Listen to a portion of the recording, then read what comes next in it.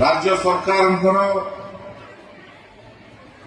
जो विकसित ओडिशा रही आम स्वागत करवा एथिरे मंचस्थ थिबा चेयरमैन महोदय एवं भाइस चेयरमैन महोदय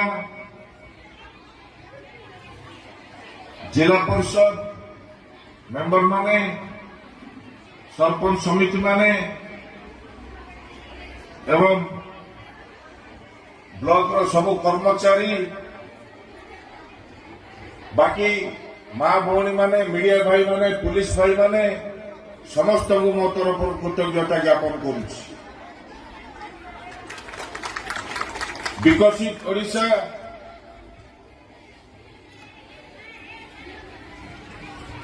जब सरकार परिवर्तन हुए से समय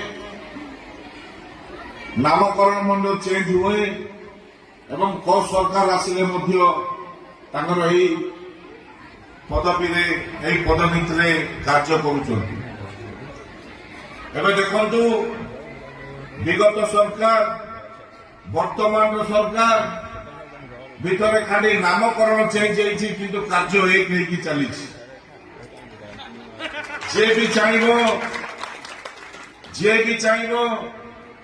जे जा सरकार आसीबो ताको सिस्टम रे काम करिवे कि को सरकार आसु कि न आसु आमको आवश्यकता अछि आम अंचल विकास उन्नति गरीब हटिबार अछि दादन श्रमिक कमिबार अछि आम आम काम करी आगू बढ़िबा आवश्यकता रही। एथिरे कहवा कथा हजार कथा कहबार आवश्यकता नहीं जे सरकार कौन फंड दौरान से फंड कौ कौ काम कार्यकारी हम आउ केते ग्रामांचल विकास हम केते गरीब माँ भौणी मानकर कार्य आसब तापाई आम देखा समय रही। आगु देखुवे जे देशर कथा जदि आम चिंता करवा आम देश गोटे गरीब देश थिला। आम देश में